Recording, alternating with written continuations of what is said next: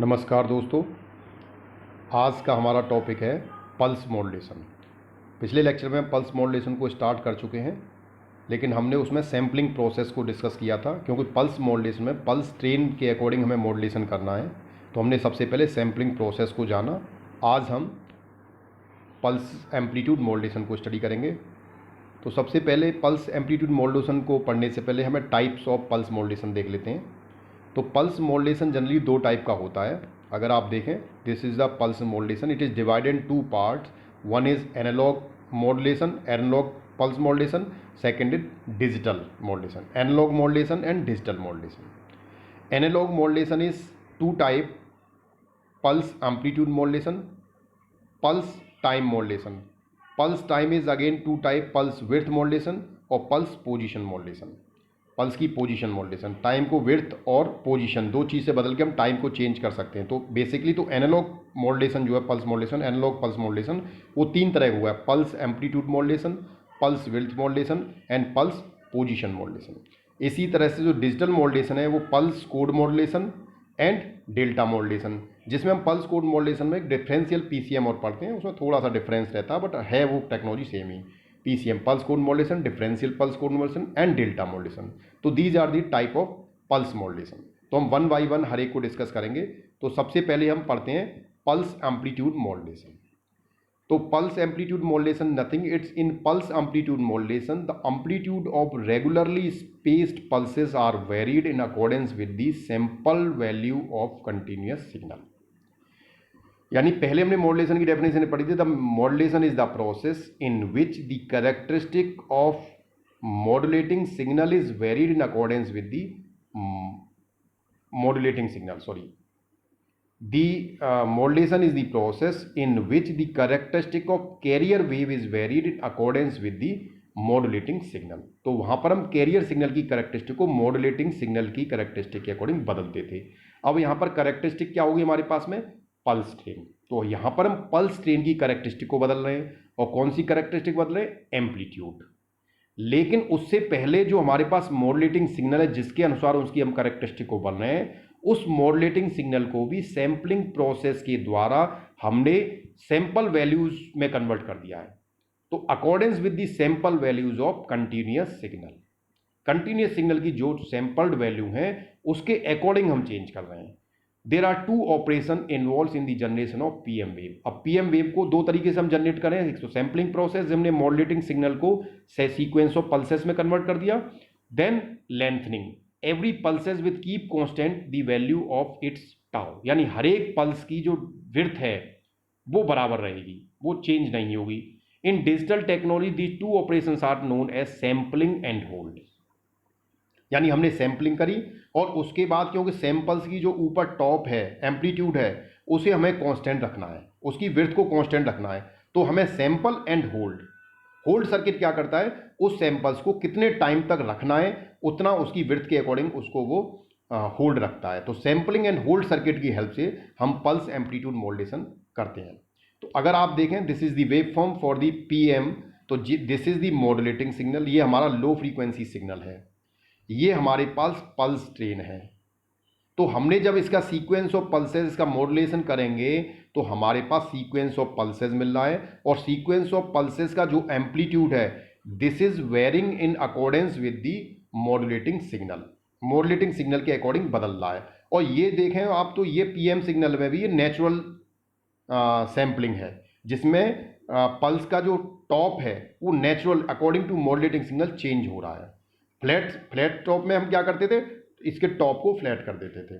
तो this is the difference, but both are the pulse amplitude modulation. चाहे आप natural sampling करें या फ्लैट टॉप करें, दोनों ही पीएम वेव है।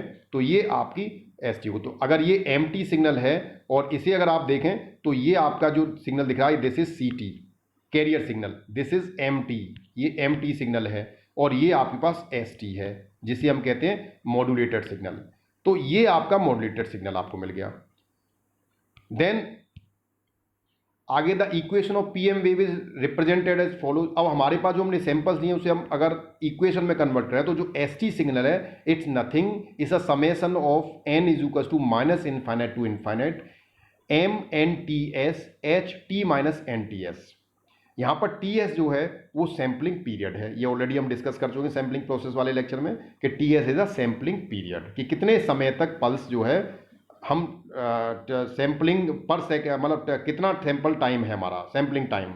और एम एन टी एस है सैंपल ऑफ एम टी, जो एम टी सिग्नल है मॉड्यूलेटिंग सिग्नल है उसके हम कितने सैंपल्स ले रहे हैं, ये एम एन टी एस उनकी संख्या है at T is equal to N T S. N is a number of pulses multiplied by sampling time. अगर T is equal to N T S पे हम सैंपल लेते हैं तो ये एम एन टी एस जो है सैंपलों की संख्या हो गई, जिसमें T is equal to N T S है। एस टी क्या है, S T is a rectangular pulse whose amplitude is 1। S T एक रेक्टेंगुलर पल्स है जिसका एम्पलीट्यूड 1 है, तो एस टी की जो वैल्यू है वो 1 है। कहाँ पर, 0 से लेके टी तक, 0 से टी तक जो है वो 1 है। 1/2 कब है, टी इज इक्वल टू 0 पर, T is equal to T पर, यानी जब 0 और टी पर तो वो 1/2 है, और 0 से लेके टी के बीच में जो है वो 1 है, और बाकी अदर पॉइंट पर वो 0 है। तो अगर आप ये देखें यहाँ पर जो सैम्पलिंग जो वैल्यू है ये यहाँ देखें तो इस टी एस तो सैम्पलिंग टाइम हो गया इसका, और ये tau is a width of the pulse, और यहाँ पर जो एम्पलीट्यूड है वो 1 है। तो 0 से लेके टी तक जो पल्स है वो हमारे पास 1 मिलती है हमें, जो एम्पलीट्यूड है वो 1 रहता है। तो this is the S T type of PM. अगर हम स्टडी करें तो सिंगल पोलरिटी पीएम। अब पीएम कैसा हो सकता है, पल्स एम्पलीट्यूड मॉड्यूलेशन में पल्स किस तरह की हो सकती है, सिंगल पोलरिटी पीएम हो सकती है। सिंगल पोलरिटी पीएम में पल्स में भी पॉजिटिव ओनली, उस केस में पल्स क्या होगी, केवल पॉजिटिव होगी सिंगल पोलरिटी में। और डबल पोलरिटी में the double polarity PM pulses में भी पॉजिटिव एंड नेगेटिव। तो यहां पर देखें तो ये हमारे पास मॉड्यूलेटिंग सिग्नल है और ये हमारे पास पल्स ट्रेन है, पल्स कैरियर है। जब हम PAM करेंगे तो ये देखें तो हमारे पास अगर इस तरह की वेव बन रही है जिसमें पल्सेस दोनों साइड में है, पॉजिटिव में भी है नेगेटिव में भी है, तो ये कहलाएगी डबल पोलरिटी पीएम। इसमें पोलरिटी डबल है, पॉजिटिव डायरेक्शन में भी है और नेगेटिव डायरेक्शन में भी है। लेकिन वही दूसरे सिग्नल में देखें तो यहाँ डबल पोलरिटी पीएम और यूनिपोलर पीएम, यहाँ पोलरिटी सिंगल है, केवल पॉजिटिव में ही है, यानी आपकी जो पल्सेज हैं वे केवल पॉजिटिव डायरेक्शन में है। तो इस तरह के सिग्नल को हम सिंगल पोलरिटी कहेंगे। तो पल्स वेव मॉड्यूलेशन में जो पीएम वेव है, जो मॉड्यूलेटेड वेव है, वो सिंगल पोलरिटी भी हो सकती है, डबल पोलरिटी भी हो सकती है। अब आते हैं हम generation of PM wave. PM wave को जनरेट कैसे करेंगे, तो this is the circuit diagram by which we can generate a PAM wave. Pulse amplitude modulated wave को हम इस सर्किट के द्वारा जनरेट कर सकते हैं। This is the block diagram of sample and hold circuit. Sample and hold circuit क्या करता है, सैंपल जैसे ये आपके पास सैंपलिंग एंड होल्ड सर्किट पर ये तो इनपुट है, सिंपल एक मॉड्यूलेटिंग वेव है जो सैंपल एंड होल्ड सर्किट पर इनपुट में जा रही है, और इसमें एक कमांड इनपुट है जो कैरियर है, वो क्या है, वो आपके पास पल्स ट्रेन है, पल्स ट्रेन इस पर जा रही है। तो इस सैंपल एंड होल्ड सर्किट पर दो इनपुट हो गए, एक मॉड्यूलेटिंग सिग्नल और एक कैरियर सिग्नल। इससे जो आउटपुट निकलेगा वो हमारे पास इस तरह का होगा, यानी उसका एम्पलीट्यूड इस मॉड्यूलेटिंग सिग्नल के अकॉर्डिंग पल्स ट्रेन का चेंज होगा। So this is the output signal from the sample and hold circuit. अब हम इस सर्किट पे आते हैं। तो ये जो यहाँ पर हमने होल्ड सर्किट दिखाया है, सैंपल एंड होल्ड सर्किट, इसका काम है ये यहाँ पर। तो यहाँ देखें तो यहाँ पर हमने इस ट्रांसफॉर्मर की प्राइमरी पर मॉड्यूलेटिंग सिग्नल को अप्लाई किया है, और इसकी सेकेंडरी पर यहाँ पर हमने एक पल्स ट्रेन अप्लाई की है। इसके साथ साथ हमने एक नेगेटिव बाइस की बैटरी यहाँ पर सप्लाई दी है, बाइस किया हुआ है इसको नेगेटिव पल्स से, और ये एक FET लिया हुआ है। FET के गेट पर हम मॉड्यूलेटिंग सिग्नल और कैरियर सिग्नल या पल्स ट्रेन को दोनों को अप्लाई कर रहे हैं। हमने यहाँ पर बैटरी को नेगेटिव बाइस इसलिए है कि इस गेट का जो वोल्टेज है वो केवल एम्प्टी की वजह से ड्राइव ना हो, उसमें पल्स ट्रेन का भी रोल हो, पल्स ट्रेन का भी इफेक्ट आए। तो ये जो गेट वोल्टेज है वो एम्प्टी एंड पल्स ट्रेन दोनों के साथ कंट्रोल हो।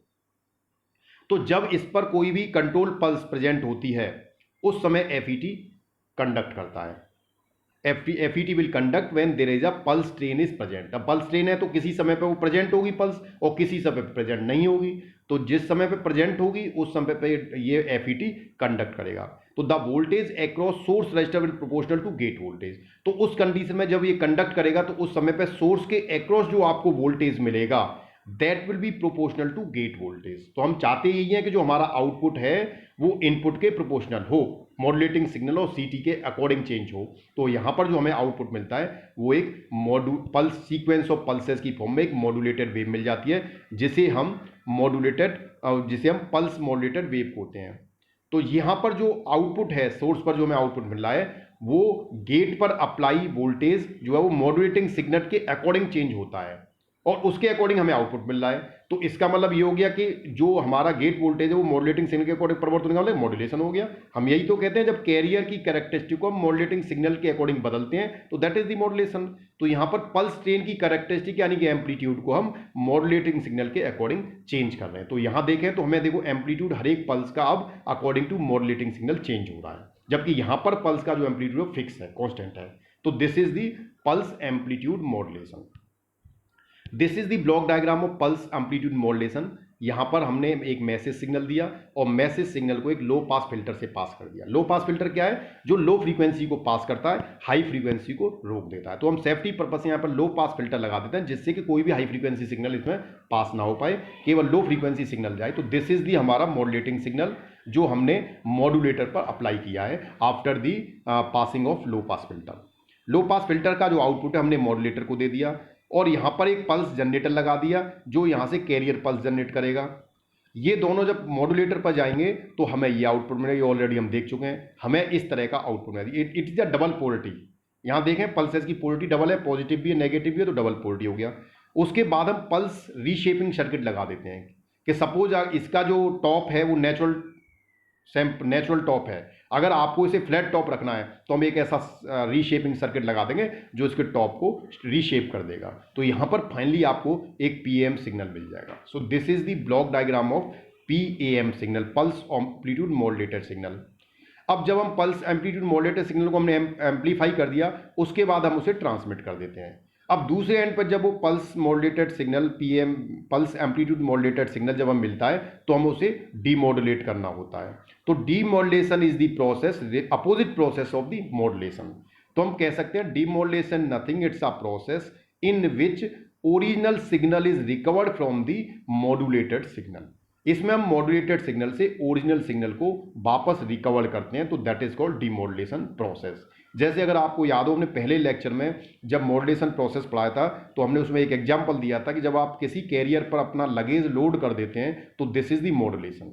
उसे आपने लोड कर दिया और उसके बाद आप उसे ट्रांसमिट कर देते हैं, यानी उस कैरियर को भेज देते हैं जिस सिटी में भी आपको शिफ्ट होना है। लेकिन अब जब वो कैरियर आपके लगेज को लेकर उस शहर में पहुंच जाता है जहां पर आपको शिफ्ट होना है, तो फिर आप उसको अनलोड करते हैं। अनलोड करने का मतलब आप अपने लगेज को वापस उससे उतारते हैं। तो हमारा जो मेन एम है, we are interested in the luggage, we are not interested in the carrier. Carrier तो हमारा केवल इस सामान को एक जगह से दूसरी जगह पहुंचाने के लिए यूज हुआ है, हमें उसमें इंटरेस्ट नहीं है। वो कैरियर ट्रक है या कोई मिनी बस है या कुछ भी हो सकता है, ट्रेन है, एरोप्लेन है, इट में भी हमारा एम है to shift the luggage from one city to another city. इसी तरह से मॉड्यूलेशन में भी हमारा एम है हमारे मॉड्यूलेटिंग सिग्नल को सोर्स से लोड तक ले जाना। तो हम केवल उसे कैरियर सिग्नल पर सुपर इम्पोज कर देते हैं, लेकिन जब रिसीवर एंड पे हमें मिलता है तो हम कैरियर को अलग कर देते हैं और मॉड्यूलेटिंग सिग्नल को उससे सेपरेट कर लेते हैं। तो यहाँ पर हमारे लिए वांटेड सिग्नल जो है वो मॉड्यूलेटिंग सिग्नल है, कैरियर इंपॉर्टेंट नहीं है, कैरियर को हम अलग कर लेते हैं। तो ये प्रोसेस डीमॉड्यूलेशन कहलाता है। तो demodulation nothing, it's a opposite process of the modulation process. जहां पर हम सिग्नल को सुपर इम्पोज करते थे मॉड्यूलेटिंग सिग्नल को कैरियर सिग्नल पर, अब हम उसे कैरियर सिग्नल से सेपरेट करने की जो प्रोसेस है उसे मॉड्यूलेशन कहते हैं। तो ये एक हमारे पास होल्डिंग सर्किट है। इस सर्किट पे हमने ये सीक्वेंस ऑफ पल्सेस हमें मिला, इसका होल्डिंग सर्किट का आउटपुट है। ये मॉड्यूलेटेड वेव थी हमारे पास।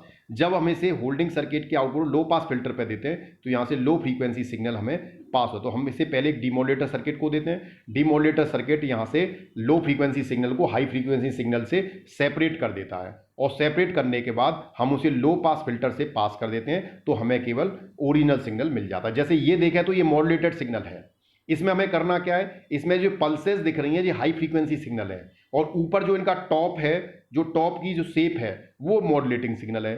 तो हम इस तरह से इसके हाई फ्रीक्वेंसी इन पल्सेस को इससे सेपरेट कर दें तो हमारे पास जो ग्रीन लाइन आपको दिख रही है ये वाली, केवल ये बचती है। तो ये क्या है, ये modulating signal, low frequency signal है। तो इस तरह से डीमॉड्यूलेटर सर्किट इनमें से पल्सेस को अलग कर देता है, सीक्वेंस ऑफ पल्सेस को, और इसके टॉप से इसके मॉड्यूलेटिंग सिग्नल जो है उसको रीशेप कर देता है। तो हमने जैसे कहा था ना कि रिसीविंग एंड पे हमें सीक्वेंस ऑफ पल्सेस से ओरिजिनल सिग्नल को रिकवर करना है, तो इसीलिए इसकी जो सैम्पलिंग रेट है वो प्रॉपर होनी चाहिए। तो फिर उसके बाद हम इस सिग्नल को लो पास फिल्टर से पास कर देते हैं। तो अगर कोई भी high frequency component by chance उसमें अगर आ जाता है तो वो यहाँ ब्लॉक हो जाएगा, तो हमें ओरिजिनल सिग्नल रिसीविंग एंड पे मिल जाएगा। Now we comes on the limitation and application of PM signal. Limitations में क्या है, in PM wave the amplitude of pulses are changed so noise will affect the modulated signal and it will add easily। यानी PM signal के अंदर सबसे बड़ी समस्या ये होती है कि उसमें नॉइस बहुत ज़्यादा होती है। उसका कारण ये है कि हम एम्पलीट्यूड मॉड्यूलेशन कर रहे हैं, और अगर आपको याद हो जब हमने मॉड्यूलेशन आपको शुरू के चैप्टरों में पढ़ाया था तो हमने बताया था कि नॉइस हमेशा एम्पलीट्यूड में एडिटिव होती है, यानी एम्पलीट्यूड के साथ ऐड हो जाती है, वो एम्पलीट्यूड में ही चेंज करती है। तो यहाँ पर क्योंकि हम एम्पलीट्यूड मॉड्यूलेशन कर रहे हैं तो वो नॉइस भी एम्पलीट्यूड के साथ में एम्पलीफाई हो जाती है, मॉड्यूलेट हो जाती है, तो वो फिर जो है नॉइस का इफेक्ट इसमें आ जाता है। To fulfil Nyquist criteria need high bandwidth. Nyquist criteria हमने कहा था कि जो सैम्पलिंग रेट है वो हाईएस्ट फ्रीक्वेंसी कंपोनेंट ओमेगा से डबल होनी चाहिए। इसका मतलब है कि हमारी हाईएस्ट फ्रीक्वेंसी अगर W है तो हमें 2W बैंडविड्थ लेनी पड़ रही है, तो इसमें बैंडविड्थ की वेस्टेज है, ये इसकी एक ड्रॉबैक है। Due to change in amplitude the peak power of receiver will also changes. अब हम एम्पलीट्यूड मॉड्यूलेशन करें तो पल्सेस का जो एम्पलीट्यूड वो लगातार बदलता रहता है, जिसकी वजह से हमें जो पीक पावर है रिसीवर की वो भी हमें ज़्यादा रखनी पड़ती है according to maximum peak of the sequence of pulses. उसमें जो मैक्सिमम पीक होगी उतनी पावर का हमें रिसीवर रखना पड़ेगा, तो इसकी पावर वेस्टेज इसमें ज़्यादा होती है। एप्लीकेशंस देखें कहाँ यूज होती हैं, it use as an analog to digital converter, in pulse code modulation, signal generation, pulse modulated pulse जब हम पीसीएम वेव बनाते हैं पल्स कोड मॉड्यूलेटेड, तो वहाँ पर भी हमें पीएम जनरेशन की आवश्यकता पड़ती है। Pulse amplitude modulated wave generate करने के बाद ही हम उसे पीसीएम में कन्वर्ट कर सकते हैं, तो वहाँ पर इसका यूज होता है। It use as in 5 level PM modulation, ये पल्स एम्पलीट्यूड मॉड्यूलेशन में एंड इथरनेट कम्युनिकेशन में इसका यूज होता है। Thank you very much.